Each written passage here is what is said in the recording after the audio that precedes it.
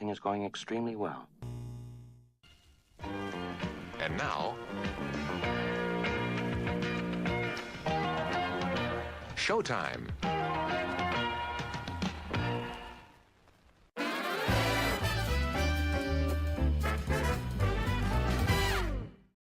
See, I told you, fan of old cinema. Like that was fun. I hope you enjoyed that. In LA, we have the New Beverly Cinema, and it's like a old like film theater owned by Quentin Tarantino, and he does double features there all the time. And yeah, so 100% just ripping off the thing that makes me happy. And I love that joint because they do $1.50 hot dogs and like $1 popcorn, and like for $10 you can get a ticket for a double feature for 2 people and a giant popcorn and some soda. And Dude, it's like that's clearly Quentin Tarantino is not desperate for that place to be profitable. No, it's not the Cinepolis. Like, yeah, it's $100 day now. It's one theater. There's very little arc or like ramping to the seats. Yeah. So the 2/3 back dead center is good, but also you got to make sure there's nobody tall in front of you. And it's just classic, just good shit. Dude, I grew up going to like all the movie theaters in Westwood. So like Man Cinema and all of those, like the giant movie theaters. Yeah. Which is, it's its own vibe. Anyway, nobody's here to listen to us talk about that. Jason, thank you so much, buddy. I think it's just great. I had a really great time with John last week, and I was so happy that you were willing to come on, and you came onto my radar a couple weeks ago. Jacob over at CTC, I think, tagged something. And anyway, bottom line is I'm excited to talk. Now, I think a lot of people know how I do things, or at least my audience does. I hope more people do. Either way, I don't think people are really familiar with the way that you think about stuff and the way that you do things. And with that in mind, I think a great place for us to start is to just kind of let you set the table with like how you think about this stuff, campaign architecture. Let's just start there, and then we'll ask some questions and kind of unpack this and go treasure hunting. Great. So I think one of the things that's a little bit different about me is I kind of have 3 lives in traffic. And so the perspective I bring is, I don't know, divergent, overlapping, and stuff like that. So for a long time, I was an affiliate. So I operated the way that you think affiliates do.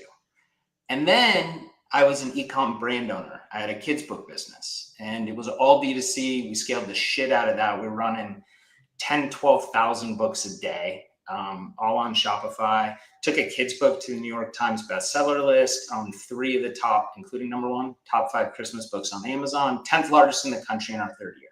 So now I have a Shopify e-com perspective. And since that business got sold to Scholastic and we're out of that business, this time we jump back into traffic as an agency. So now you have like affiliate, agency, and then you have e-com brand owner in the middle. And so the perspectives and the goals are very different, but the traffic style, the way that we ran, was effectively the same, taking into account, of course, the way that traffic has changed, right? So like everybody knows the way you buy traffic yesterday is not the way you buy today, is not the way you buy tomorrow. Algorithms are updating, placements are updating, like user behaviors are different. And so it's just constantly changing. And so I think one of the hard things about this business is like, you got to keep your finger on the pulse and figure out sort of like what's working today. We used to run a lot of dynamic ads. So dynamic ads didn't work for us. So now they call them flex. So like it didn't work for us. And then holy shit, it worked. And that's all we ran. And then it stopped. And then we tried flex, and some guys have it working with flex. It doesn't really work for us, and so on and so forth. And so it's just kind of this evolution in terms of, how we go ahead and scale. I think the one thing that's super interesting though, the fundamentals of marketing have never changed, right? That's why everybody looks back at all those old books and all the big names, and like, it's still the same. Like, and it's shocking that a lot of it still works, even with user behaviors changing, like TikTok, and you have Instagram and all of these things. But like that type of D2C messaging still resonates. Yeah, breakthrough advertising is relevant today, just as was 20 years ago, just as was like 50 years ago. I mean, Leo Burnett would crush today. Eugene Schwartz. I mean, They're Ogilvy. just getting more reach. Yeah. They just, instead of direct mail, or television, it's the same thing. It's crazy. So like, there's a couple of things you said in there, and I think we can unpack it a bit more too. But there's a couple of things. One is that the system's constantly changing. You always have to be up on the pulse and all of that stuff. Oh, here we go. Yeah, Albert, we are live. Yeah, buddy. Don't you go. So there we go. We got the crew. We got to let them know this is in fact what is it? April 23rd. I don't know. You have to take my word for it. Anyway, so the point to that is, do you find that the platforms are dramatically changing on like a consistent basis? Because I feel like we've had maybe 2 significant changes in the last 10 years. I think other than that, almost everything that worked 5 years ago, 6 years ago still works. I think, so kind of. So like, let's assume for a moment if you talk about massive changes, one is a huge push to video. It just was not there. Okay. Like, so that's a big one. Like, it just didn't exist. Yeah. Instagram's probably another one. iOS 14 is the one that jumps out to me. That was like, we're printing money on the kids book business, and then we're like, holy shit, are we going out of business? Almost like a light switch. So I think that was a really big one. But I think that in terms of, like, when I think about the marketing assets, let's assume that's a constant, right? So we just talked about what worked 20 years ago works today outside of video, let's say. Yeah. But for us, campaign structures or scaling is probably the biggest variable. So I was talking to a buddy about this the other day, and he's like, I feel that Facebook changes really, really quick. And it does, and quick is a relative term. So maybe it's quick, maybe it's not. But for us, testing has generally been consistent. So I did like a YouTube video, I don't know, some point this week or last week or something around how we test. Our testing framework and architecture hasn't changed in 10 years. And so our scaling methodologies have. So I'll give you an example of how we used to scale then and how we scale now. Okay. My biggest day ever, we ran in 250 Facebook ad accounts, running 1% and 2% lookalikes with either $2,500 or $5,000 ad set budgets day one. And okay, was this like 2016 or is this like last year? Probably about that. It sounds like a 20, like as a guy that was spending $1 million a day back then, like that's screaming 2015 structure to me. So every once in a while, we'll try to do that again. In the most recent test that we did, we took some winners. We had never lost on a Saturday with this offer. We moved it to 4 accounts wide. We increased budgets $100,000. We ended up losing 7, which I was like, it's okay. It was kind of break even. The big test was 2 things. One, it was moving horizontal account structure. And the second one was we were running CBOs with 2, 5, 10 open and advantage. And it was actually interesting, 2 and 10 won. So open and advantage lost. That makes sense. What's up?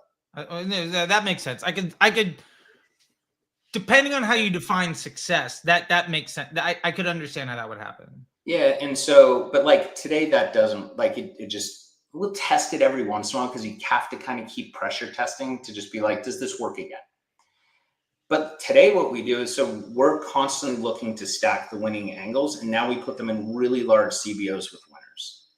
And that's the way that we drive a lot of success. And you can basically then hit the gas, and assuming they're all winners, and you can really sort of push those budgets. We don't use big caps. Super controversial in my world. Like, I mean, it's crazy to me that the idea of trying to outbid people for terrible inventory is a controversial idea. Like, but hey, we have some people have different objectives. I agree with you. I think there's time and place for bid caps. Yeah. So where we have found success with it is, I think about bid cap not in terms of preserving margin, which it can do.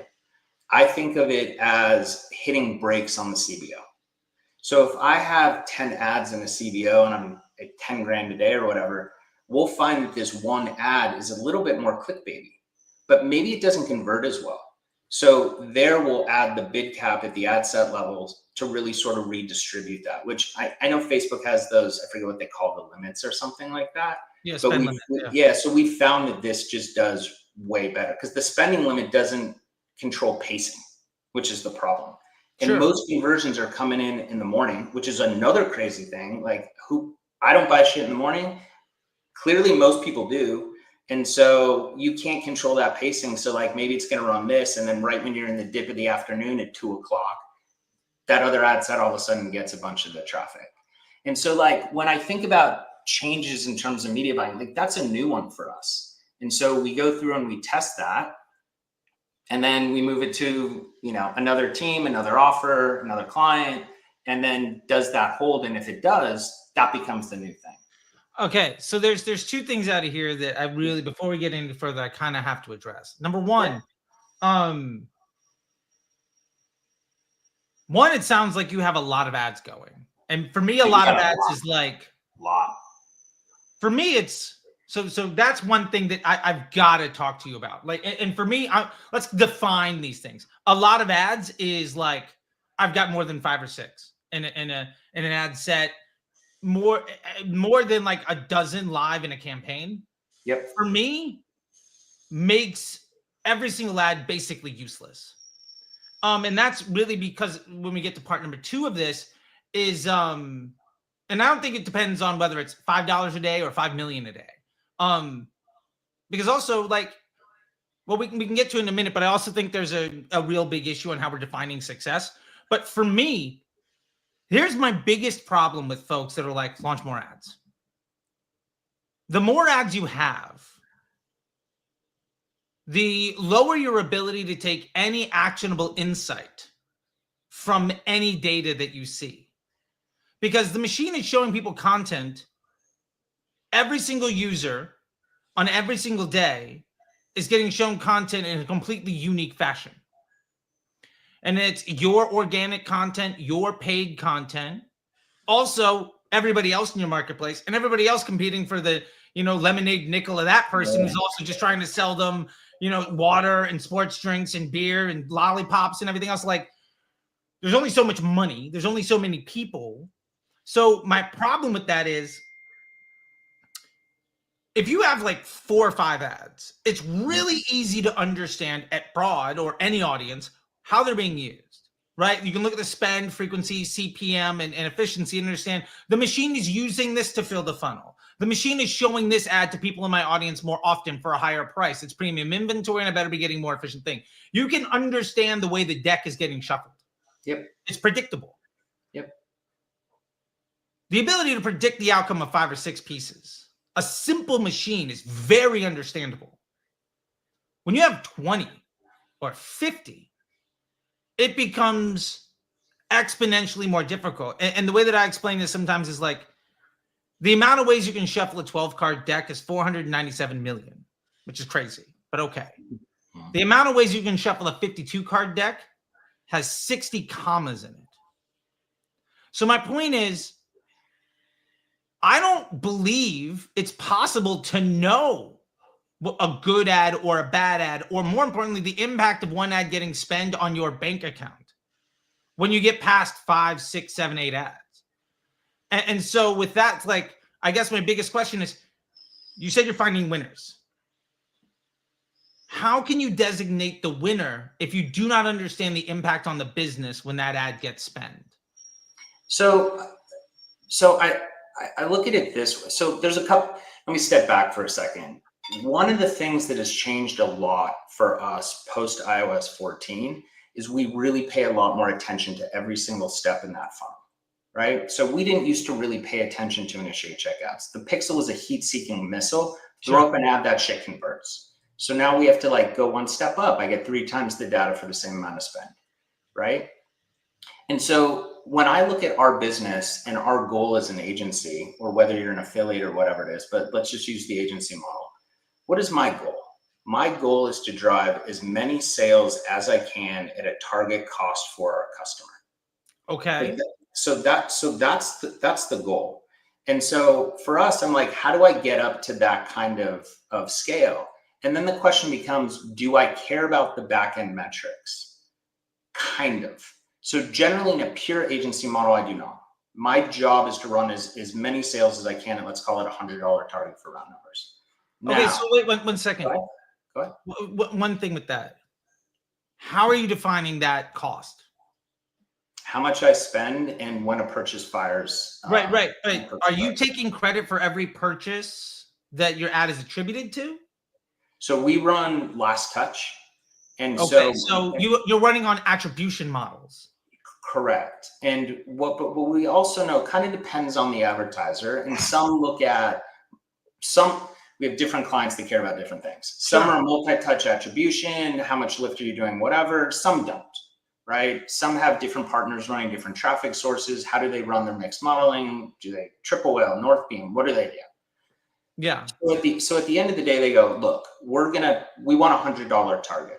Now, what we do know is the different angles or types of creatives or different avatars for that same product will have a different AOV and subsequently a different LTV. Sure.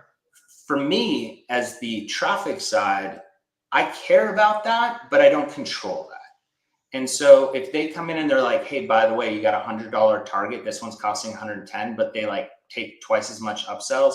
They order every month for 8 months instead of 4 months. That's up to the advertiser to come back and then adjust our targets off of that. Would you say, okay, so I struggle with this because it's attribution based, and I'm kind of the opinion that the concept of attribution is absolute bullshit. Okay. I think it's 100% impossible to know why anybody did anything. I think the reason that people take any action is completely different for each individual person. I think the customer journey is decades long. I think the ability for you to say this ad is the reason this thing happened. I think that concept of how to think about stuff is rooted in how do I not get fired? I don't think it's rooted in how do I deliver a good business result. Okay, let's say, yeah. Can you tell me if you know that somebody's being exposed to hundreds of pieces of content from thousands of marketers a day, and every purchase decision, how any one person gets to their purchase decision is dramatically different and not predictive of how anybody else does. And you're running a ton of ads where you can't figure out how they all work together. Yeah, so running more ads and less ads, I don't think solves that problem. But I think if you step back and you think about the user journeys, kind of depends on the product. So let's assume for a moment I'm shopping for life insurance. Okay. I don't know what the buyer cycle on that shit is. I mean, I would say it's decades long. Yeah, it's a long time. So like, I don't know, I'm going to need some new life insurance. My wife and I are redoing our will and trust. So like, I got to get that done. Then I'm going to be in the market. Then I got to interview people. It's a long cycle, but if I see an ad, I might click. What are the rates today? Stuff like that. Yeah, but I would say the reason you're interested on that, the reason you're clicking on that also has your entire lifetime of experience into making those choices. Like the reason you bought the hat that you're wearing isn't because you saw an ad for it. You've been wearing hats your entire life. The reason I bought this hat, so I'm in transition to cowboy. That's the joke. Since I'm okay, I like it. Sounds good. Hey, look, I dig it. I noticed the brand too. I had to call it out. Somebody will watch that and be like, "Wait, what is that hat?" Let's give those people. By the way, funny story about Tecovas. Then I'll go back. I met this guy when I moved to Austin, and he's an investor in Tecovas. And he's like, "Do you know Tecovas?" And I was like, "No." He's like, "You don't know Tecovas, the boot brand, and you live in Austin." I was like, "Yeah, sorry." Anyway, I know now. So you have life insurance on one side, and let's assume for a moment I'm selling a gadget on another that's just like a cool thing. So your life cycle is way shorter, right? Is it? Yeah, because it's a new gadget I saw, this toy's new, whatever. So I'm just trying to create for the camera. I'm trying to create margins, right? And so like, how do you cause these sort of extreme things? And then one of the most interesting verticals that we're running is semi-glutide. This one is very different than any others for a variety of different reasons. Sure. You have no efficacy. And so a lot of that is really right place, right time. Today is the day that I decided to wake up and buy this thing. And so like a lot of that is timing. So let me tell you about our approach there with all of our ads. Our approach there is how do I get somebody to click on an ad at a cost that is lower than the competitors are doing? So for example, if I ran an ad that said Jason Semi-Glue-Tie Company, it's like, get Jason's, right? $8 cost per click. Goes to the same product page. Versus I come up with something that's like a little bit more clickbaity in the creative. Ad text is generally straightforward, and I bring that cost down to $2.50. Right? Same page, same thing. Buy this product, you're gonna lose weight. So there, as I'm running a bunch of ads, what I'm actually looking for is I'm looking to figure out how do I get somebody with the right balance of intent for a lower traffic cost, right? And so there, if I ran 5 ads, one's going to be at $6, 5, 4, 3, 2. I ran out of fingers. And so you have a blended average there of, let's call it $4. Sure. If I can get my blended average down to $3, that's a massive savings, right? And what's so your target? Well, I agree with you. Let's say your target is 5. You're coming in at 4. If you go down to 3, it's a big savings. Kind of, because to get down to 3, you have to blend in a certain amount of clickbait. Right. So sure. You're getting down to 3 on the click by reducing, let's say you improve the unit economics of the click by 25% and you lose 10% conversion rate, you're still ahead. So say it one more time. If you get your click for 25% cheaper, yep, and you lose 10% conversion rate, you're still ahead. Yeah, correct. Okay. So I think, if you look at the book business, what do most people do when they market books? Here's the book. Sure. Right? Their conversion rate's gonna be like 5%. Right? Okay. Like you click, you're buying the book. Right. So how do I get somebody to come in to that funnel to buy a book, let's say, and this goes into broader marketing strategy, I guess, and then still convert it at 2.5%. But I can take that click cost from 5 down to $1.20, right? And so my conversion rate cut in half, but my click cost decreased way more than half. Okay, so one quick caveat here: are we just using clicks as a proxy, or are you looking at cost per click? Cost per click. Okay, so I have some real big issues with this. Okay. First, cost per click in my world, when it comes to intent-based marketing, cost per click or intent creation marketing, cost per click is an irrelevant metric. Mm-hmm. I do not care about the cost per click. Yes, if it's $50, I'm going to probably struggle. And if it's 50 cents, it's probably shit. Got it. But it's not a directional metric. There's no actionability to the cost per click of any data. Because there's something else that I haven't heard you mention, and like I just can't. I got to interrupt for a second in here. And I know where you're going. Quality of the inventory. Right. So yeah. So that actually matters. Yeah. So like, here's the thing: you're launching a bunch of different ads that are all. The more ads you run, the harder it is to understand the impact any ad has on anything else. Look at this. Look at this. Andre never said a nice word about me, comes in here and says something nice. Thank you. I appreciate it, Andre. Anyway, one of these days I'm going to get him on here and it'll be great. Quality of the inventory. Number 1. Every one of those ads that's running is developing its own data set to effectively build its own lookalike audience based on around who responds to that ad. Facebook is measuring the click-through rate, the bounce rate, the stickiness, all that stuff. Okay. So the more ads you have, the messier that web is. And then if you're focusing on the cost per click, if you don't know how they interact. So so really the answer is EPC is really what it comes like. Really, yeah, but my point is that doesn't matter. It doesn't. It's. I just had a conversation with somebody about CPMs, and I think CPCs and CPMs are effectively the same. Man, yeah, I could not disagree more. I don't see how CPC is relevant, and CPM tells us a lot about inventory quality. So CPM does, except what CPM also, well, let me just finish this statement. Sure. CPC and CPMs are, what's the word? Like if you're sick, it's a... symptom. A symptom. It's a symptom. I got you. So it's a symptom. But like if I launch a new ad and my CPMs are at 200 on an offer, and I know that generally we're at 70, Facebook is penalizing me for something. That is not a direct correlation around quality of the inventory. We do see. I would disagree. I would say that it is a direct correlation on the quality of the inventory.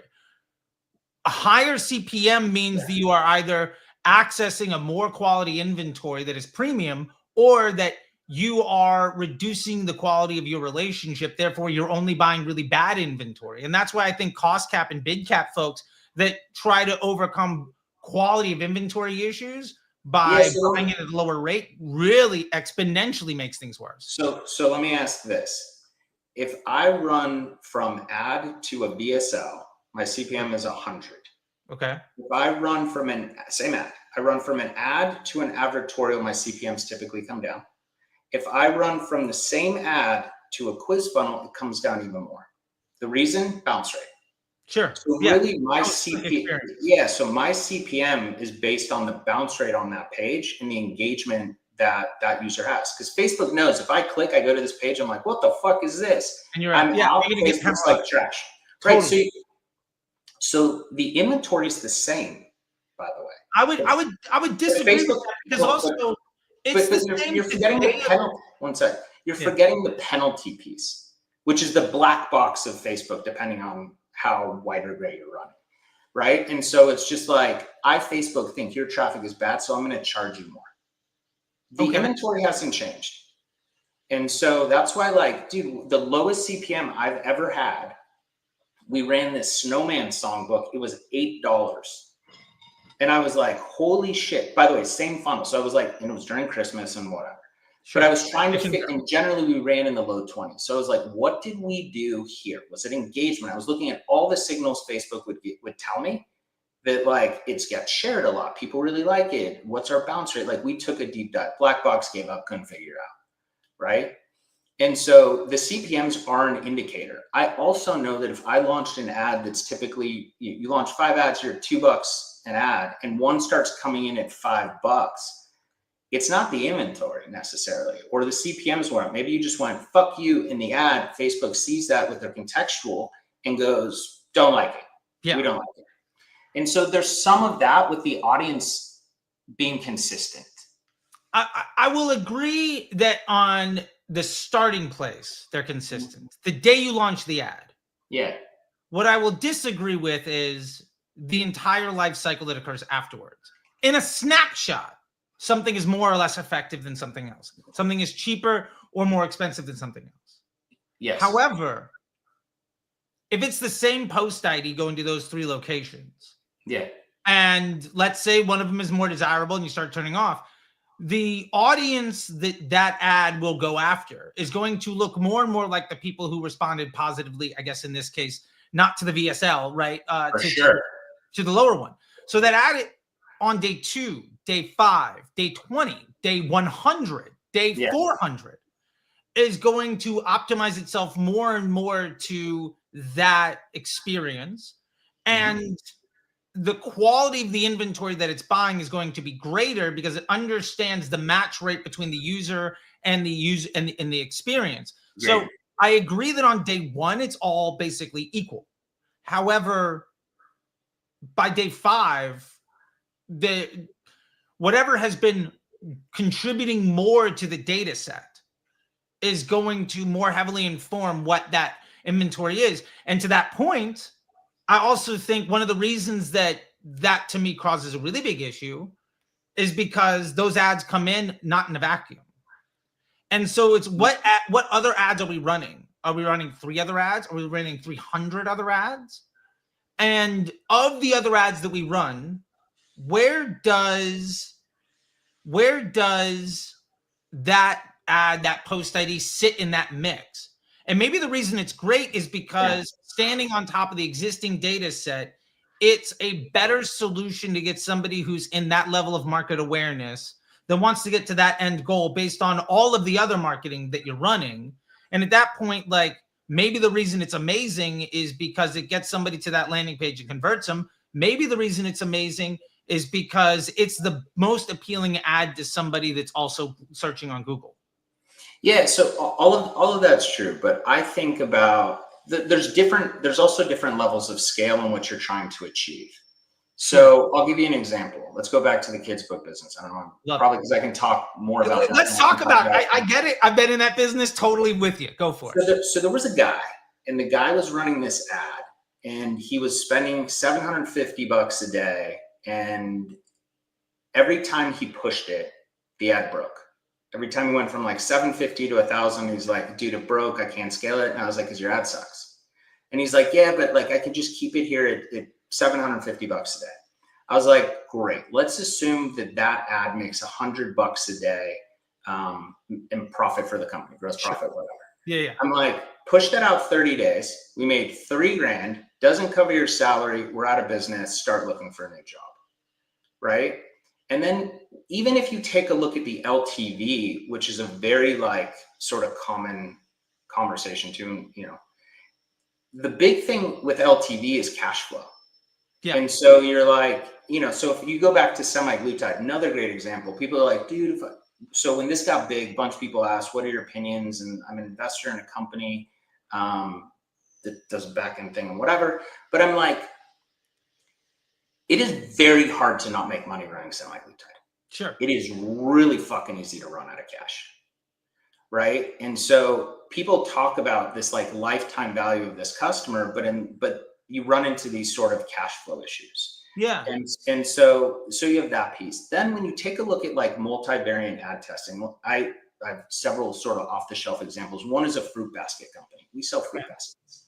So I'm running an ad for an apple, an orange, a banana, a pineapple, and let's call it a watermelon. And let's assume for a moment that the apple is doing really well.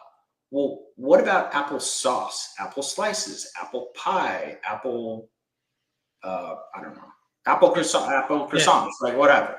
And so then we constantly are looking for those slices of those niches to really just find those unique avatars. The only way to achieve that is by running a high volume of ads. Because now you have an apple example, but you're like, dude, some people just prefer bananas. Well, which banana? Well, I need a banana bread. I need a banana smoothie. Right? And so then you start slicing through those avatars. And when we take a look at our ads, a lot of them are very story driven. And my goal of somebody who reads a story driven ad is to read that messaging, raise their hand and go, holy fuck, that's me. Sure. That's me. That's the problem I have. So then very Eugene Schwartz of you, like the long storytelling. But yeah. So when you think about a product, a single product can serve multiple people. Let's assume it's a red dress. I have a dress shop. It's another one that I use all the time. Am I selling this to a woman who's going to church on Sunday? It's her daughter's wedding. It's girls' night out. I have a job interview. I have a date. Same product, 5 different avatars. I need 5 ads for that, right? Do you? Because you certainly do. Because if I'm showing a 25-year-old girl in this red dress, and I'm, you know, and she looks sexy because she's going out to a nightclub, this wouldn't be the same dress. Give me some grace here. Yeah. But I'm like, hey, grandma, you can wear this dress to church. She's not looking at that, envisioning herself in that dress and buying it to go to church. So the I got you. And I appreciate, I think you've laid out a lot here. I have a couple fundamental issues with how you're talking about this. Yeah. The first thing, we can absolutely know what people are buying off of those ads. Like you should have custom conversion events for all of your product categories. Like that Apple ad is selling a lot of things that aren't Apple. 100%. People, the ad that you run attracts attention. It doesn't make a sale. Like ads don't sell things, right? Like the landing page. Copy does. I would argue no matter what, unless the ad has a checkout button on it, then it's another touch point, no matter what. Yeah. Far more than any one thing is why a sale occurs. And the ad, especially on Facebook, is an amplification of a business model by attracting a certain type of attention that the rest of the marketing efforts can monetize. Yeah. So with that being said, like McDonald's runs ads for the Big Mac and people will go there and buy shakes and a shake and nuggets. Nike runs ads for the Jordan and they'll sell a ton of like they'll sell a bunch of like socks and pants and stuff. Like car companies will throw out the car, the ad for the sports car to sell the minivan. Like, so the ad itself is not directly correlated. It is impactful in its overall influence on the time, on the kind of attention that you're attracting, but Totally. the product itself in the ad is not always what's being sold. And oftentimes that match rate it could easily be well below 50%. So let's pull on that thread. So if that's true, which I believe, by the way, why don't we launch 1 million ads? Because now I have so that sphere of influence. Got it. Okay. Here's why you don't launch 1 million ads. I only need to solve the problem of, can I spend more money Efficiently. Am I getting the okay to increase my budget? Yeah, but like, if you're regardless of what the business objective is, if my goal, if we get down to a zero-sum game of what we're doing is good enough to invest more. Yeah, but I don't operate in, so I don't operate in a world of good enough. I operate in a world of the best.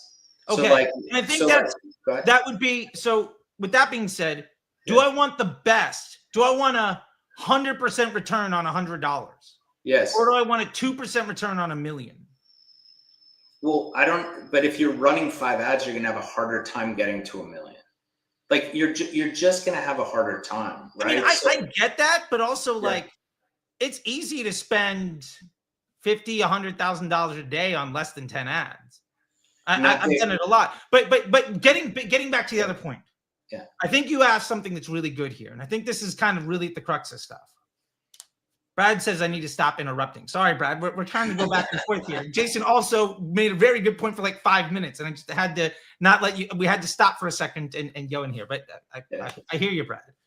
And Jason, if I ever spend my own money, yes, all the time. I share my life stories on that stuff over and over again. Totally. So here's my issue. Launching 100 ads. Mm-hmm. If I'm launching 5 ads, apple, banana, pineapple, whatever it is, the output of that marketing effort on Facebook or Meta, I'm too old for that. It's Facebook. Yeah, I also, they pay me to make content, and I'm gonna go to like I'm a part of what they do, so like I got to get better at it. Anyway, if we have 5 ads that are all focusing on a different fruit, and the output of that investment portfolio is efficient enough for us to increase our budget, I'd argue you solve the problem. Above that, why not launch more ads? If I've solved the problem in the simplest way, the single worst thing I could do is make it more complicated to solve problems I don't have when I've already achieved the goal. Like, so let me ask you, $5 down to $3, that helps. But if I could get it from 5, if I could triple my volume at 5, and what happens is the amount of people coming into my store goes up. The quality of those people gets more consistent and improves what we were talking about before with the VSL, with the landing page. If I get a higher volume of higher quality person for a lower and lower cost at greater and greater scale, why would I ever want to throw in something to the point where I can no longer apply the scientific method to my problem and solution in a way where I don't have any data that's actionable? Yeah, so I disagree with the actionable piece, but let's come back to that in a second. So like the first piece is, let's assume for a moment that your fixed overhead is $250,000 a month. Okay. So you got to make $250,000 a month. And so you were very profitable making 50 grand a month. So with this audience that's really tight, who are just buying the 5 fruits, and you're like, shit, I need to get to this audience and then this audience and this audience. So the avatars start sort of bifurcating. They what's the thing in where the cells split in biology? Yeah, right? I got you. I can't remember the name of it. But yeah, and so like, as that audience gets bigger and bigger and bigger, the definition of your avatar changes. It becomes more niched out. As you become less of a specialist, become more of a generalist, you have less capability of reaching the highest quality. The volume of low-hanging fruit to the mass is smaller in percentage. Yes. So now you have to become a specialist to more people. So I just think of it as avatars. And it goes back to the apple slices, applesauce, whatever, right? Sure. Somebody's like, I fucking hate applesauce. I was like, I like apples, but I don't like applesauce. And you're like, okay, cool. Well, we have an apple pie for you. It's the same product that we can sell. And so you have to, and in order to hit those people, at scale and grow within a certain speed to generate the revenue that you need to support your business, you have to expand those audiences, right? Okay. And so that's when I think all of a sudden you start slicing and dicing. Now, to your point, is there diminishing return of too many ads? I actually think there is, but I think that my too many is further than your too many. Sure. So I'll give you an example. So right now I can go ahead and I can create 10 headlines, 10 ad text, 10 images. I got 1,000 ads, takes me 10 minutes, right? Sure. How many is too many? So I was talking with another buddy of mine who a bunch of people on this call probably know, huge marketer. Okay. And so I was like, dude, what are you guys doing with this? And so like, because we can do this, but like 10,000 ads is too many because then I got to run $1 on each of them. I'm not going to get any statistical relevance, so on and so forth. One quick question. If you did 10,000 ads, how much time and money do you think that would take for you? Do you think it's conceivable to get any actionable data on that? Too much time, too much money. Okay, fair enough. Got it. Yeah, the answer is no. Yeah. So like, and there's a bunch of different strategies, like, these micro budget strategies, they work. One of the challenges that we have is like, how do I get the revenue up fast enough to support the needs of our client? I would challenge the idea that it works, but okay. I'd say you can't know if it works, but either way, that's my biggest problem is you keep saying things work and they're winning. But my point is you can't say this ad got more budget and as a result, this happened in my bank account. Here's what I can say. I can say that we are paid to do a specific thing. And as long as we are successful in the action that we are paid for, then we're successful. Then I know. Okay, fair enough. Like, go get a last touch conversion for $100 and go get as many as you can. So the other argument is past that. That's like, do you know if it's actually Jason's ads? They're doing these things. And for me, I'm like, dude, there's the DMARC. Got it. So as an agency versus an operator, you're playing within the restrictions or the definition of success that you've been given by your person that's hiring you. Okay. Yeah. So check this out. So in our book business, 22% of our revenue came from Amazon. Okay. We spent, this is millions and millions and millions of dollars. Sure. We spent $800 a day doing brand bidding, blocking people from jacking our listing when they go to Amazon. Got it. Yeah. Protection money. Yeah. Yeah. So like, yes, those Facebook ads drive search. They drive Amazon, right? And so like that whole thing, if I saw it here, you're a new company, I don't really know. It's easier for me to go to Amazon. I'll pay more, which they did. Like all of those things, like it's very, very true. And so really, I think that I have to look at the data set that we're provided and the goals that we're engaged to execute on. And that's what I'm getting performed. That's what I have to execute on. So okay. And so if you take a look at a client and they're like, okay, well, you know that all the money that we're spending here is driving these other channels. And it's the same with ads, by the way. Like I'm not disagreeing. Yeah. And how do I figure it out? And I'm like, I do the best that I can to figure it out. Like it also depends on a particular offer. Like we know on one brand we run a lot of traffic to, it's something like 90, and they have GA across everything and all the channels and all the partners. It's something like 90% or 95% of those people are like first date touch buy. Now, have they seen those ads and not engaged? So you get some reach and awareness on them? Sure. And they see it on Google and they see it on native, and sure, for sure. But like that type of stuff, it's not impossible to measure. Like you can actually measure it, but then you end up with so much fucking data. Like, what do you do with it? Yeah. I agree. You end up with so much data that it becomes unusable. I also think it's really low confidence data because you're only working on. So I guess this can continue to bring me back to this point that like the path to success is to do more of what works. And then if more of what works makes what you're doing less effective and your ability to do that job more and more difficult to the point where you cannot measure the impact, at some point do we, it just feels like if that works, taking it to the nth degree becomes a liability. And I get that we don't have to. So, here's where this ended up with the split testing and number of ads. So the thesis that my buddy and I agreed on was like, you have to have some confidence in the angle. So like, does that angle work? If that angle works, apples are what sell your fruit basket, double down on the apple variations, right? Okay. And then go sort of figure that out. Okay. And So yeah. And then for us, if I ever told a client what we're doing is good enough, we'd be fired. I'd fire me. And so I'm like, how do you constantly just sort of like try to improve, right? Like we had a lander we ran for 6 months and we constantly tried to beat it and we finally did. But it like took a long time, but it's good enough, by the way. But really, yeah, I mean, if it's good enough to increase your investment, why break it? Either way, that's a whole other thing. I think that's a definition of success, and that comes down to client stuff. Like my number one hope when we're running ads for other people, which I've done for many years, and I do today, and I have clients with agency service myself. Our number one focus is to be like, are you making more money this month than last month? Can we invest more in what's working?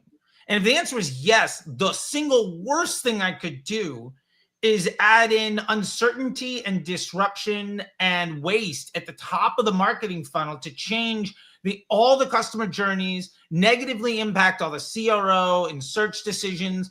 So when you're talking about running 100 ads to get somebody, if you know, if I had a business that was making $1 million a month and I am happy here. But you don't have to be at $1 million a month. If it's $1 million this month, 1.2 the next month, 1.5 the next month, 1.8, 2.5. Do you want me to say, well, in order to prove my value, I'm going to destroy what's working to make sure that I can't give you confidence and insight in what I'm doing? But at least that way, my numbers look better because maybe I'll take more credit for the work of everybody else on the team. For me, that's counterproductive to the relationship. But at some point, you get some saturation in terms of a product or a SKU or something along those lines. Sure. I mean, if you're spending $1 million a day, sure. Yeah, like, I mean, we see that in January, our ads fatigue super quick, and we see it. We know why, but that's also. But they made the money. In my opinion, ad fatigue is generally operator error. Like your process is creating ad fatigue.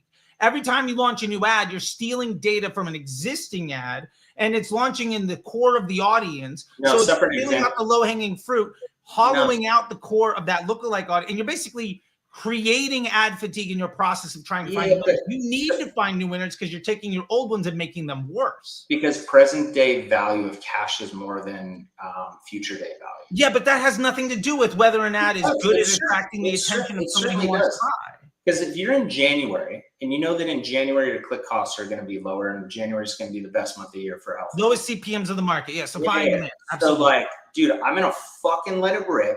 And I'm going to take as much as I can today, and I'm going to get the ad fatigue, intentional operator error, because we're on the money today. But okay, so but I don't have to fatigue my ad to produce that result and scale the business. To hit the maximum scale that you can achieve at the target that they want, you do. I guess that is making the assumption also that your saturation or total addressable market is at any level that you should be concerned with. I'd argue that the more ads you launch, the less likely you are to get a repeatable result of getting somebody net new to the overall business to convert. Totally. So I agree with this. I agree that if you have an ad and you set it up and you just upstepped it, like I agree that works. Like I do. The problem is that it's cash flow and the time value of money. So that's the thing. Cash flow and the time value of money. More uncertainty seems like a liability to the access of that success. Not if you're hitting your targets on the front end. So right? If you're hitting your targets on a blended way, I agree. Yeah. Oh, let me ask you this then. Yeah. Because here's a question based on your presentation of the Amazon situation that as far as I understand, your structure would not be able to answer this most important question to me. Yeah. 90%, I think you said 90% of the sales are coming from somebody that saw something that they're buying on Amazon. Okay. Which ad does that best? Oh, no clue. Okay. Yeah, that's my problem. You don't know how to do the thing that is of most value.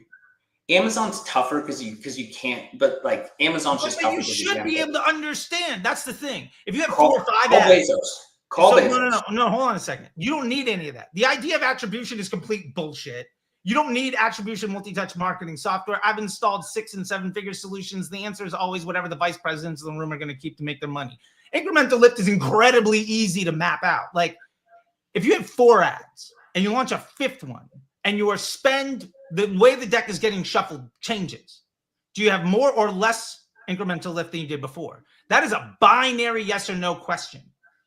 If you have 100 ads, you're going to be unable to answer it. I don't think you. If I'm spending $1,000 a day, yeah, $100 a day, $1 million a day, whatever it is, and I've got 5 ads, and I notice according to 4PI, like my real issues, like my retargeting ads are kind of slipping, and I need to kind of do something else that might be better, more mid-funnel in the way that Facebook is using my ads. And I launch a creative test to try to solve that problem. I have a very easy way of saying, does my creative test get more budget? If the answer is no, then I understand that it's not achieving its job. If the answer is yes, then I can understand what happens to the net output of the business. This ad gets more spend. As a result, this is what happens in my bank account. You're going to be able to know in a very binary, high confidence way, this moved the needle forward or backward. No, you can't. You have too much variability. You have seasonality. You have. But again, okay, so I launch that ad on a Monday, and I look at the next Monday. Like, sure, you have seasonality, but like, so here, those uncertainties that you're talking about exist at 100 ads, at 1,000 ads, and at 2. That's so correct. No matter what, if you're saying that doesn't work because of seasonality, then you're saying any creative testing doesn't work because of seasonality. So you need a certain amount of variability. So let me mention cover test. This is how we ran our books. So we would come up with a new book cover and we would run multivariate testing on the image, the title, and the subtitle, which is the why. Sure. Love it. And we would do 4 instances of each ad set. Okay. So I had 4 shots of each ad. And the reason that we did that, and we'd run for a week, I would have one ad that would be at $10 a lead, and without going through the whole flow because it takes so much time, I would have one that's at $1, and we would look at the averages and then run a pivot and figure out what the combination was that won. If I only ran one ad, and that ad happened to hit the right pocket of that audience day one and came in at $1.50, and I was like, this motherfucker's a winner, I would be sitting on a lot of inventory on an unproven book. I got you. And to that point, I don't think one is enough. You need to have a team, right? So like if you look at the basketball team, 5 guys on the court, right? Yeah. Or soccer, football, whatever, 11 guys on the pitch. That's how much it is. I don't know. I'm a football guy, not a football guy, you know? Point is, one isn't enough. Got it. So there's one thing we should talk about because it's going to drive you fucking nuts before we jump off. I run off of multiple pages. That's going to drive you nuts. So multiple pages with multiple ads and multiple accounts. But multiple pages you're running the ads from, or multiple pages after multiple pages we run the ads from to get past frequency capping. But that's I think we're getting into really elaborate ways to solve problems that have no value in a way that makes our work incredibly difficult and ultimately get in the way of stability and predictability and success. Like at the end of the day, you're saying, how complicated can I make the solution to a simple problem? And my point is, you're so complicated, you can't understand the impact of the work. If you're telling me when you run an ad, you have no idea how it's impacting your funnel or your bank account, I'm saying that's a really big problem. Like you should know immediately, this ad moves the needle in this way. So that's not entirely true. So if we know that 90% of the people that buy a product in let's call it a 12-month span are first-time visitors, they buy the product, right? New customers, got it. Yeah, so net new customers, they haven't touched anything on the website, whatever. And yes, you're going to have some loss off of impressions and whatever. I know with 90% certainty that this ad caused that sale. But if you're running 100 ads, how can you know that? Because we run big budgets. And so then you start talking about how big the budget is. If it's 50 ads, the possible combination is an unpronounceable number. If it's 12 ads, it's nearly 500 million different combinations. You can't know. You can't know for 100% certainty, but you have to make a decision and yes. So the only piece that I don't know, I know when someone clicks an ad.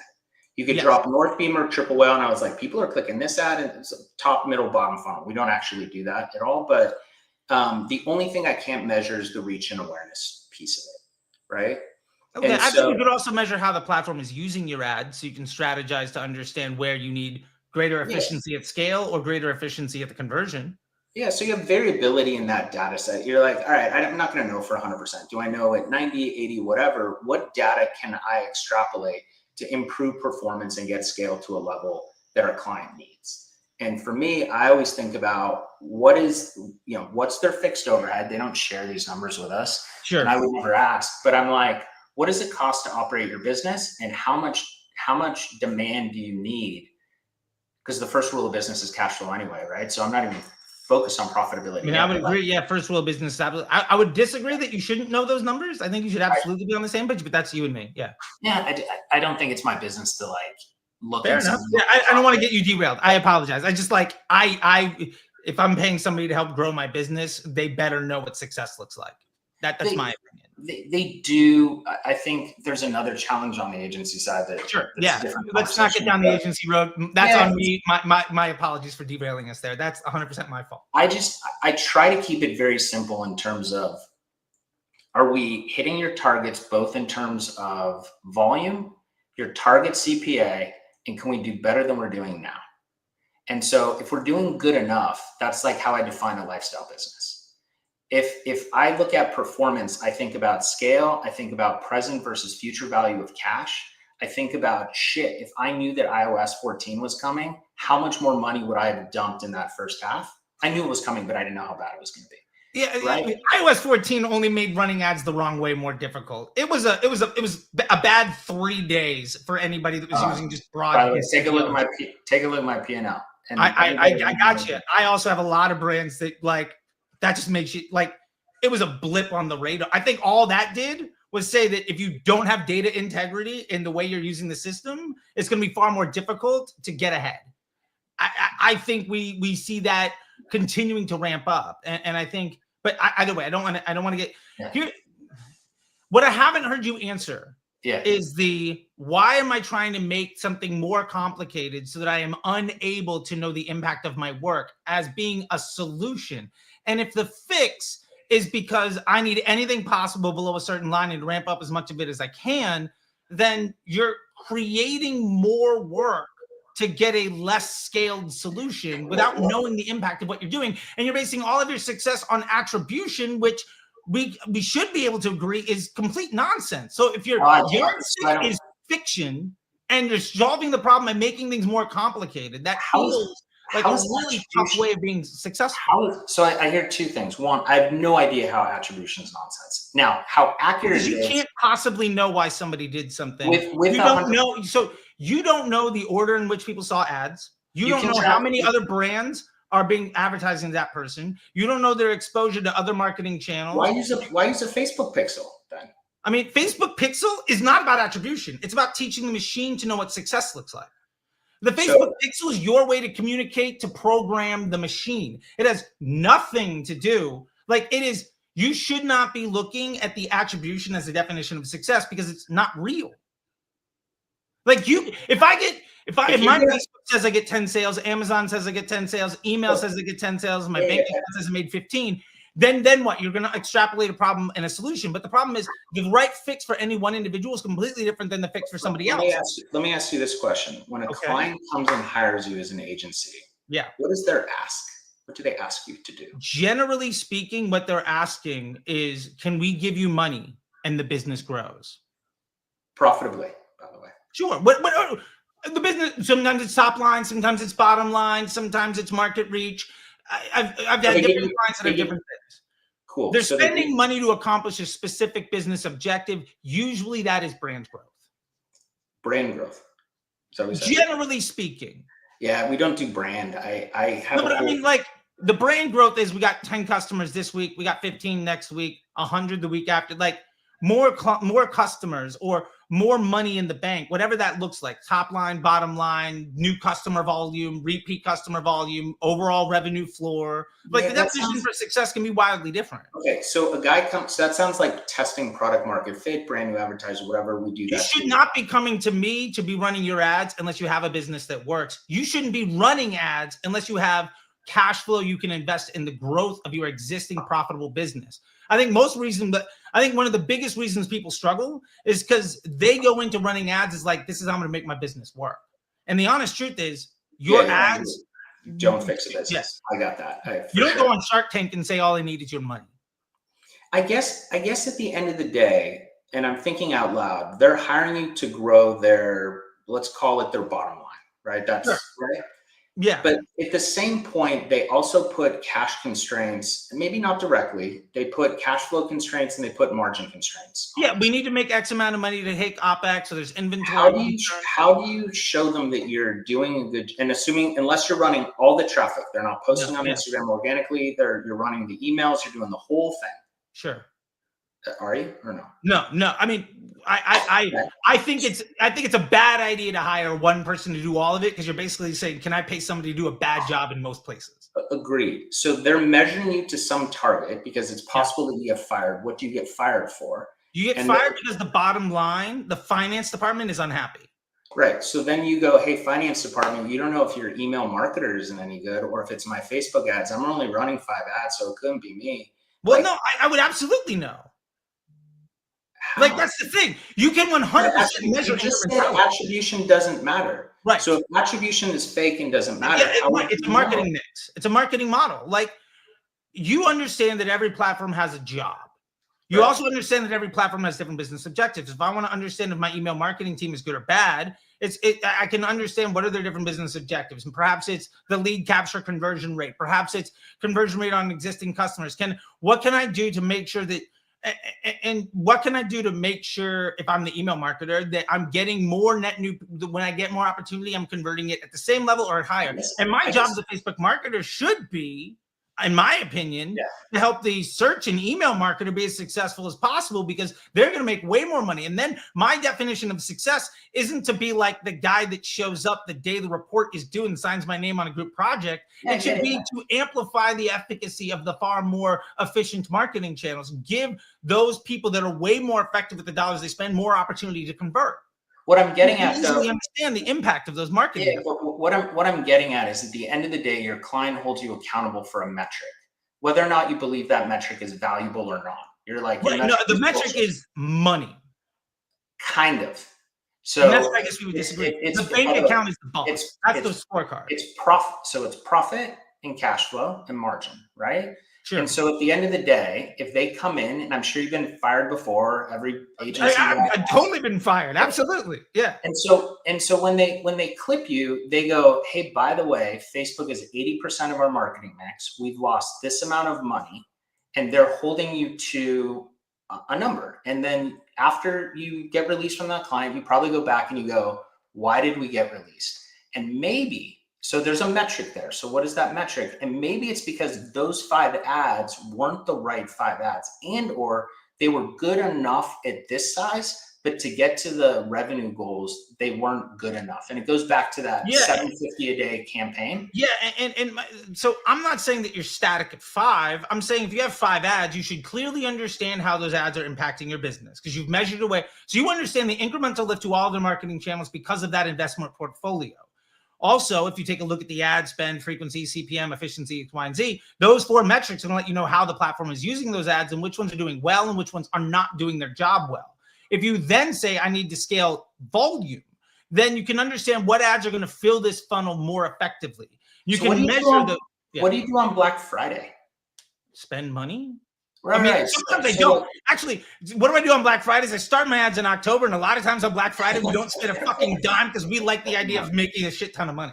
Yeah, but so now I'm like, all right, so if you need to scale and you need to go up and you need to increase the TAM for that business, like, how do you now all of a sudden start breaking fruit baskets into those individual fruits and then apple slices? Because again, still, like, you can understand, right? If you have some ads, let's say you have an ad that's getting 70% of your budget, the frequency on a daily basis is like a 1.05. The CPM is like 30% less than your average, and the CPA is like 10, 15% above your target. You understand that's a bad ad, but it's what's driving incremental lift to the rest of your marketing funnel on the channel. And you've also tested. It could.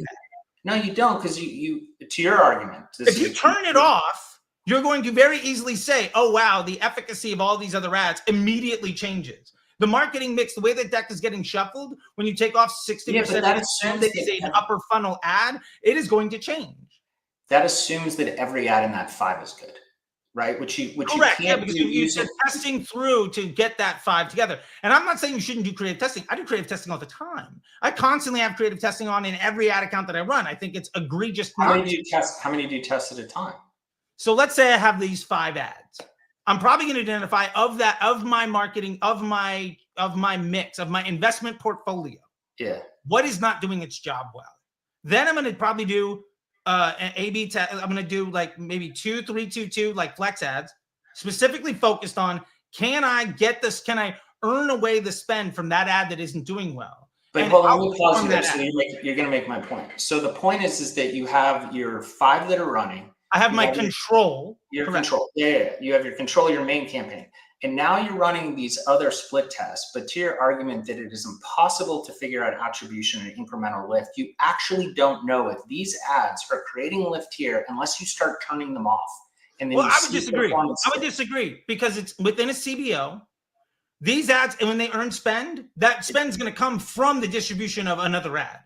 And if the output of that campaign, here's the way I test. Simply, let me do it in a simple way. First off, scientific method, which when you're running 100 ads, you've rejected the idea of how science has been built for the last 400 years, which is a problem. But either way, I have a control. I have a predictable outcome that I can understand. I at least have an element of a mix that we can get what's going on. Now, out of that, what are the metrics that you measure that to? Spend, frequency, CPM, efficiency. By day, it's easy to understand when you break down those metrics how the platform is using your ad. Is it an upper funnel ad, mid funnel, bottom? Within the way the platform is using your ad inside of that campaign. So when would you? So you're running no attribution, initiate checkout, add to cart, purchase, none of that. So when? I'm not saying I have an optimization event. Let's say it's a purchase. And I'm going to probably, if it's me, I'm going to be running like a 7-day click, 1-day view. So the machine gets the most amount of volume of data. And there are some extreme cases where maybe I want to do a 1-day click, but like that is an edge use case. And I used to be the 1-click guy, but the smarter and smarter broad targeting has gotten in advanced matching. And now with Andromeda, like the idea that you would starve the machine of knowing what success looks like is crazy. But again, I look at attribution as me saying, this is whether you know you've done good or bad. Attribution isn't about credit. It's about It's about programming it's a programming language. It's how you teach the machine what to do. So I have 5 ads. Yeah. So I have a thought, and it's going to sound a little bit aggressive, but here's my opinion. I love it. Let's go. My opinion is that on some fundamental level, you agree with how we run ads, but it isn't your personal brand's messaging.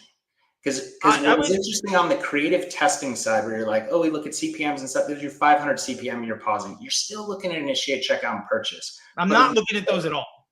You just those are not on my dashboard. You don't look at purchase at all. I know. I look at purchase. I look at whatever the definition of success is. Sure, right. So my efficiency to get to that result, because the reason for that isn't because I'm seeing this ad is good or bad at what it's doing to my bank account, because that's unknowable. But we can know that if an ad is earning more budget and this frequency is, hold on a second, if the ad is earning more budget and the frequency is, say, below a 1.1 per day, like I don't give a shit about frequency over multiple days. That doesn't matter. That's not actionable data. And so if I understand I have what was considered to be only 5% of people are seeing this ad twice today, and my CPM is below average, I would expect that my efficiency of that ad when it comes to driving the sale is going to be less. That makes sense because it's a top of funnel ad. It's not getting the last touch. I would also understand that an ad that gets less spend with a higher frequency and a higher CPM inherently is lower in the funnel, and it should be more efficient. And at some point, my upper funnel ad is either earning too much budget or it isn't efficient enough, or my mid or bottom funnel ads, I'm going to identify a problem because the net output of that to my overall business is something I can measure. If I'm running a top of funnel marketing efforts where my frequencies are all low, my CPMs are all low, and Facebook looks like shit, and the result is that I've wildly improved the volume of opportunity to search and email, and the business is making a lot more money, I've done my job. If my Facebook goes from a 2.5x to a 0.8, And as a result, the business goes from 15 to 100 million. I've done my job. But what I can't understand when you look at that is what ads are doing their job well and which ones are doing it poorly. And then you can test with your control and then a variable to understand when you launch that ad, does it earn spend, yes or no? If it earns spend, what happens to the net combined output of this campaign? Does it improve or not improve against those metrics? When that happens, what happens to the bank account? If that ad earns more spend and the ad account, the vanity metrics on the ad account look better, but the bank account hurts, it's a bad ad. Like, so then we become very, very simple in having a control and a variable to have a very clearly defined measurement of success. And either we move closer to that or further away from that. And when you have 100 ads, it's impossible to know. I think if I hired somebody to run ads for my brand that wasn't constantly trying to improve and said they were doing good enough, like an employee, I would clip them. I'm like, and I'm not saying you shouldn't be constantly trying to improve. I'm saying the creative testing is the single lowest level of impact. It is the lowest confidence, most egregiously, like it is the single lowest level of confidence with also, it gives you the lowest confidence output with the most amount of variability. You could absolutely be improving your ad account by focusing on the data that you're using, by understanding which of your ads is driving that customer that's likely to buy 2 or 3 more times, or which one of your ads has a higher AOV or a lower one. You can absolutely be optimizing your ad account by understanding the mix between your business objectives. Are you trying to get more people that are buying more often, more people that are getting full profitability, more people that are buying like for lower cost? Just talking. Hold on, stop. Okay. You were just on one. Okay, my bad. Fair enough. I apologize. Do you believe that the ads that you make today are better than the ads that you made when you first started? 12 years ago? Yeah. Okay, cool. Under your thesis, the way that I understand it, where the creative doesn't matter, your ads from 12 years ago doesn't matter. What's that? I didn't say creative doesn't matter. It's the least impactful. I would say, yeah. Creative. So your ads from 12 years, by the way, I did a thing. I went through my old Dropbox and found some ads that I made like when I first started. Fucking embarrassing. If you have the opportunity to do that, it's so fun. Oh yeah. But I'm going to say that those ads from 12 years ago are not going to perform the same as those ads today. And it's because the creative does have an impact. I also think that at the end of the day, maybe there is no way to measure and there's incrementality and stuff like that. I think about what are the deliverables I have to give to a client and just profit at the end. That's like just the example I use. You go up to, it's just like sex. I don't know how else to say it. It's just like, what are all the steps to like meet a girl, find a wife, get a like there are all of these other metrics and touch points. And so what I hear is that it is impossible to understand the attribution at a high volume. It is very, very challenging. Maybe there's some big computer that's fucking great at it. Needs a shit ton of spend and a shit ton of time. Too much. Yeah. But for me, I think about, and at least the way that we run, which maybe it's the wrong way to run. I don't know, but it's worked for us and it's worked for our clients. And so when I think about the constant improvement and incrementality, I think about the present value of cash, how much, if we're on a winner, take it today. Because we have days like this week's okay. Last 2 weeks, Trump tariffs, shit just fucking hit the fan. Nobody saw that one coming. Sure. Right. And so now all of a sudden that puts stress into the business. Sure. And then you can make the argument, you need a line of credit, you need plenty of reserves, like all those things are true. But I just think, how do I prove to a client with multiple touch points or metrics that what we're doing is additive to their business? Yeah, I think showing volume of low impact work is like, if you told me our business is struggling, if I hire you and I said, hey, my business, we've been together for 6 months, it's been going well, things are tough right now. And you say, what I'm going to do is invest money and time and resources to destabilize your funnel so we have less certainty moving forward. And I'm going to do that in a way that makes sure I can take as much credit for everybody else's work as possible. I'm going to come to you and say, why don't you actually try to improve the business? Like, I think there's a misconception. I'm not saying so we're clear. Now I'm obsessive about my business. Yeah, and I'm not trying to put it into your business, and I don't want it to be framed in that way. There are those clients where it's like, do a better job on your funnel, do a better job of your business. There are those. But in theory, I like to think that everybody pours their heart and sweat into the business and they're doing the best that they can. Like, I would fight the guy that said that to me when I'm like working 12. You hit a hot button for me, so I'm going to bring it no, up. I mean, I get it. Yeah. And so I'm like, I'm doing the best that I can, man. Like, yeah, but the thing is, you're working really hard on the things that have the least level of impact on the cash flow of the business. And this is what who's the most? Go ahead. Okay, most impactful. Okay, so you have a transaction. I think. No, so let me finish that thought because you're gonna take it. Who's the most important person in a business? It's the salesman. They're I the would highest disagree with that wildly. Go, please. I mean, if you have 1,000 salesmen, it doesn't mean that your car company is going to sell a single fucking car. And if they do, it doesn't mean that it's going to be any good at it.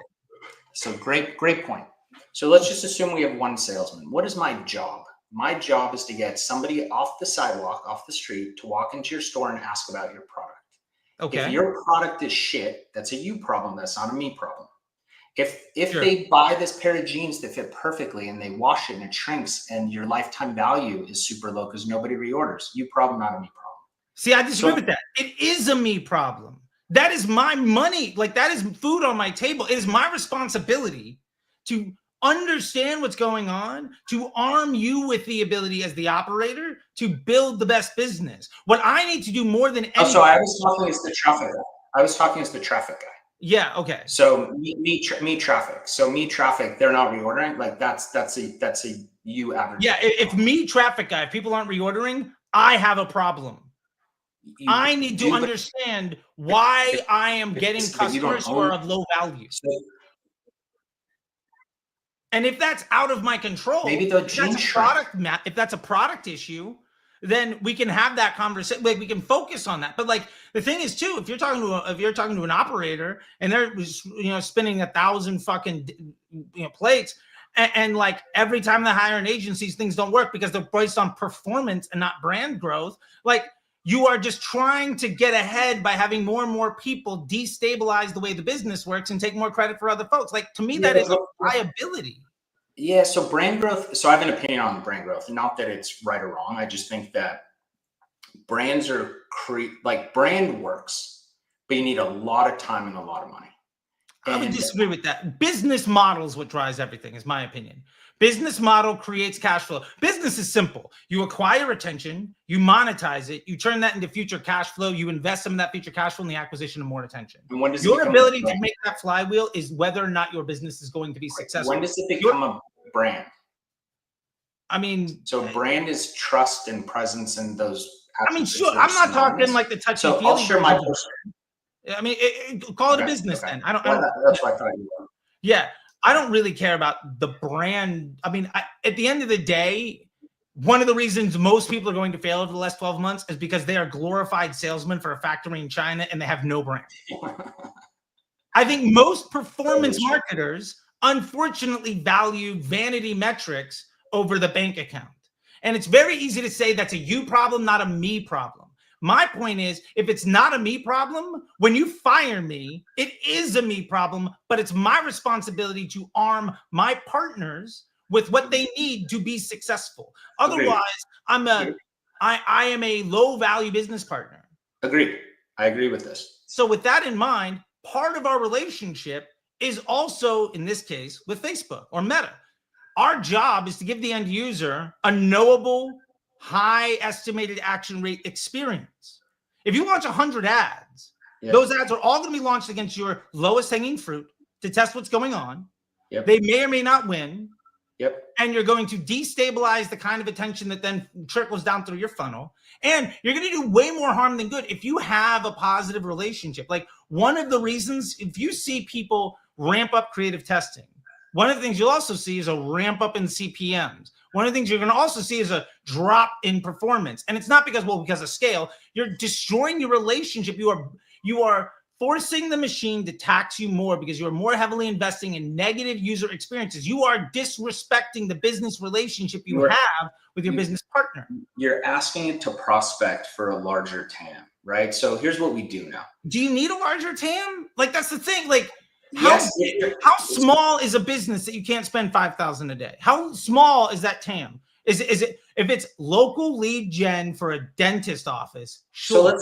so you're spending $5,000 a day. Let's assume it drives 10% margin to that business. Let's Okay. assume it drives 20%. So 20% to that business, they're making $1,000 a day. Right? I would say that it's your marketing budget as a percentage of overall revenue at that point would be 80% or whatever. If you want to go the MER route, but that's another fancy version of ROAS. But here's where I was just going with it. Is 30,000 enough? Well, to saturate your market? No. I just mean as a business, if I'm making $30,000, is that enough? It kind of depends on the life cycle of my business. And what your definition of success is. Do you have 1 employee? Do you have 5 employees? That's where I'm going. So like most businesses, they're going to scale up, they're going to need more traffic, right? And so they're going to burn out a little bit of that core audience, right? I would disagree with that. What's that? Who's the guy that wrote that book? That's like the attribution curve. There's like the newly adopters are super easy to convert. I know what you're talking about. Yeah, I can't remember it, but yeah, I understand where you're going with it. Yeah. Yeah. So at some point, if Tecovas is selling this hat, they're going to saturate the market because it's not a new product. And so if they keep selling this hat, they need to come up with a new SKU. Right now, they have the brand, people like Tecovas and whatever. But to keep it super, super simple, I got one SKU. Your market is going to saturate and it's going to start to go down, and then you're going to hit this like this pendulum, and then that business could. What is the amount of money you would need to spend to saturate the market for like a brand out of Austin that has a hat? I would imagine that is a lot. That's larger than the marketing budget of almost anybody watching this. But the creative would fatigue because you have. But it doesn't have to. And that's the thing. There's this assumption of creative fatigue. I've run ads for years. The ad itself is only doing part of the job. One of the biggest values. So you asked me before about the creative. The creative itself is a piece, right? But the data behind the creative is exponentially more valuable than the creative itself. What am I experiencing when I see this? Because I see it. When you have an ad that does not perform as it used to. Yes. My number one question is, how many other ads have also changed in their distribution of spend and performance? Generally, very few. So you have not launched any new ads? Yeah, very small testing budgets. Generally, as a percentage of the total allocation, that number is typically very small. No, but I'm saying every new post, every new ad. Yeah, so hold on a second. If you launch 100 new ads. We don't launch 100 new ads. So my point to this then is, if I'm seeing an ad that used to work, no longer work, I'm going to be able to understand, looking at like the 4PI metrics, what's going on with it. I'm also going to understand that probably maybe my business is scaling up or my business is scaling back. There's a change. Ads just don't inherently on their own completely just change performance. Now, there could be. Couldn't you use that argument with like a Netflix TV show where you're like, a Netflix TV show goes like this, it kind of gets saturated and comes down, and then X number of people watch that show in perpetuity. Right? Sure. And if you want to grow Netflix, then you get a few different shows that can all work. And my argument with that is you can make 100 shows, or if you make 5 that get your business to grow and word of mouth around Netflix improves it, then that business is going to grow faster and faster and faster. And the worst thing you could do is introduce something that doesn't appeal to the way your business works. But you don't know if the 5 are good. Like, I think there's 2 things. One is, what's the number? But we don't test 100 ads, by the way, or 1,000 ads, right? Okay, fair enough. Yeah. But I was trying to be hyperbolic to make a point, but I don't want to say that you're the guy testing 100 ads. Yeah, absolutely. Yeah. But I think that like you do end up with this little bit of ad fatigue where it just kind of comes and reaches, and then it goes down, it goes to stable. We have ads that we've run for a year. Like, they're no longer the hero, right? That's why they go into that CBO that's like all the winners, and over time that CBO increases, right? Okay. So I have these new angles. So like, I don't know how many ads our average CBO has. It's probably like 30. And so my question is, if you have 30 ads, how could you possibly know the contribution to your bottom line from any one of them? Because we choose the attribution model that we like. Yeah, but the attribution model isn't the reason that ad is doing its job. You're saying, what is the output? I'm saying, why does it give you that output? why does it give? Yeah, it could be the modeling within a CBO. I look at performing the best with the metrics and the framework that our clients judge us by. That's like literally, that's like if a client said, I actually don't care how much money it makes, I want as much reach as possible within this budget. I'm like, okay, that's what we're doing. Attribution doesn't matter. But our clients measure us by conversions on last touch. And so that's what we need to model to. I got you. Yeah, I would rather be evaluated against the health and growth of the business, against the business objective. And if the number one, so this is one of the biggest issues that I see with a lot of performance marketers. Yeah. Especially, and I look at things as performance marketers and brand growers. I think those are two different disciplines. Agreed. I used to be a hardcore business performance marketer. Like I all the things. I used to have to delete campaigns because I ran out of available ad sets on the API limitations. Like 100% have been there. By sheer force of will, I'm going to produce an extra 20 grand today. Been there, done that. Brand growth, on the other hand, is, I think, very different because it's not about how much. Brand growth is about, can I get a consistent volume? Oh, I didn't even do this before. Hold on a second. Follow Jason on Twitter, by the way. Can we please? I totally didn't. We talked for 10 minutes before getting on here. I totally forgot. Jason, I apologize. Just hit me. Like, by the way. It's all right. I just, my bad. Anyway, that's on me. My apologies. It's all right. I'm not here to sell anything, so I just still, people want to know more about you. Maybe they hate what I'm saying and what you're saying. It's just ringing all the bells. That's how you can find Jason. He's new on Twitter. Give this man some follows. Thanks. So that being said, I think let's just try to land this plane here on this and see where you agree with me. I think from what I'm hearing that the lens that you're looking at decision making comes out of how can I make the client happy? And how can I show that I'm doing a high volume of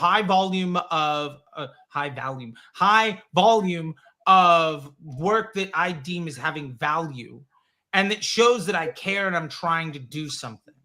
Correct. Okay. I would look at the definition. I would look at the way when I'm looking at stuff. It is irrelevant the amount of work that I do. What matters is the end result for the bank account of the business. And more importantly, what matters to me most as somebody that's responsible for that is, can I have a simple control environment that is easily testable so that I can begin to understand decisions that I make and how they impact the bottom line, so that I can have the most projectable, most predictable, most scalable marketing operation to then make the business decisions required to move the business forward. My concern with a performance marketer approach of a lot of moving parts getting a moderate level of low integrity data that are all competing with each other is my ability to understand and predict the outcome is basically zero. And my best effort is to try to make the credit that I can take good enough to not get fired. And I'm not saying that that's your perspective. I'm just saying how I'm kind of interpreting it. If I'm wrong, please, I want to make sure that you get the last word in here and set me straight. I'm just trying to see how I'm taking it. Because for me, when you're paying me and my team to take over your ad account, we are more effectively kind of installing ourselves as a senior, like director level marketing team. Like, I'm measuring what is the incremental lift on email and search and Amazon. I'm understanding what is going to be the best for the business. I look at all marketing efforts as pushing one of three business objectives. Either I'm acquiring the most amount of people who are likely to buy more than once, a cash flow objective. I'm looking at the volume of transactions so I can suppress my blended CPA across all marketing channels, a volume objective. Or I'm looking to get the greatest amount of profitability today, right? So it's a day one profitability objective. And I think seasonally, those objectives change in how a business is. To your point, in January Q1, when those CPMs are the lowest they'll be all year, it is a land grab, go and get the money. If you run that same style in June, you're likely to burn a whole bunch of cash and be completely dry. So you need to strategize those types of things. My job as the marketer is, one, to understand which of those objectives is of value now. How can I achieve those objectives most successfully in the simplest way so that I can improve those things? Because if you can't measure it, you can't improve it. If you have dozens of ads all competing against each other, you can't measure the impact of any one of them. And so ultimately my focus is very selfish. I don't want to get fired. So I'm going to do everything in my power to have the highest confidence, simplest path to the greatest level of impact to move the business forward. And in that way, I think testing an ad is far less impactful than attracting the right type of attention that's more likely to take an upsell, or CRO decisions, or leveraging my ads to be less effective on last touch, but way more effective at lifting the marketing efforts of affiliates or email or search. If I can basically be the worst player on the team and me doing my job gives everybody else 10 times more opportunity, it is going to be very difficult for the business to not grow. And ultimately, I'm going to say the definition of success is this business beating the projection and the expectation of the financial planning for this year? If the answer is yes, then I have added value. If the answer is no, then I haven't done my job. And maybe I've done the best that I can, but like, if I've done the best that I can and that job isn't getting accomplished, you should probably be talking to other people. Yeah, I guess the takeaways from this conversation for me, one, I think, and this is one man's opinion, it doesn't mean to be again, one man's opinion or anything. I feel that your opinion on attribution is too drastic. So okay. I think that you have these points, like it's really hard to tell. Dude, you're right. I will like, but it's not all the way over here. I know that if I have 3 ads in an ad set, dude, I've seen this. It's fucking weird. I turn one ad off. I never kill ads. I kill ad sets. Dude, like it just stops working, right? Because you do have that mix of that. So I do think that attribution exists. I think a win, or one of the things you said that I do believe is true, is there is such a thing as too much. I think 5 is too little because it doesn't allow you to sort of niche out when you go against these other things. And I think fundamentally at the core, the one thing that, you know, is maybe my own persona that I've heard you say a couple of times, where it's just like, if it's good enough, why touch it? And for me, I'm like, I constantly want to do better and beat myself and get the high score and like just do that. And maybe we achieve it the wrong way, but it's the only way that we know, and it's the way by which we are measured. Sure. And so I'm like, if this is the high score they're looking at, then like that's the fucking high score I'm gonna get. And so yeah, I thank you for having me on, man. Yeah, man. I think you landed the plane great. I appreciate that. And I'm really glad that you came on today. I think we went well over the expectation on time. I hope people enjoyed it. I love these kinds of conversations because I think it gives a great opportunity for everybody to hear how we think about stuff. And if we walk away, I'm sure there are people going to watch this and be like, oh man, Charlie was wrong about everything. Jason got him the whole way. And they're the exact opposite. Maybe. And at the end of the day, I think what's most valuable about this, and why I want to say thank you, is I think there's way too much toxic, insecure bullshit in just the text-only exchanges. And I think real people having real conversations where, yeah, we're passionate about stuff, but like, you want to go get a beer? Like, yeah, sure. Like, we can do this and walk out the room and be better because of it. And I think that's what's really valuable here. And for that, Jason, I really, really appreciate it because we don't look at stuff the same way. And I hope that people looking at how we think about things makes them better in whichever way works for them. I think the takeaway for your audience too, and I say this all the time within my organization, there is no right way. There's just like your way, right? And we see this as media buyers progress in their careers. They start to create their own fingerprints that I can look at a campaign and I'm like, I know who's running this. Oh, yeah. I see it in the copy and whatever. And so I think for your audience too, just know that where you start and you're building that fundamental, at some point you're going to do it your way. And that's the right way. Yeah. I'll do what works for you. I think that makes total sense, man. Well, again, I appreciate it. And I'm trying to be less absolutist about stuff and the way that I talk about it. That was one of the feedbacks from Jason. And it's funny, my live that I'm doing on Friday, the thumbnail it's ABO versus CBO. The thumbnail just says, it depends. And I'm hoping that becomes the mantra that people get more out of it. Anyway, thank you so much, Jason. I really appreciate it. Let's get out of here. Yeah, thanks, dude. See you later. Later.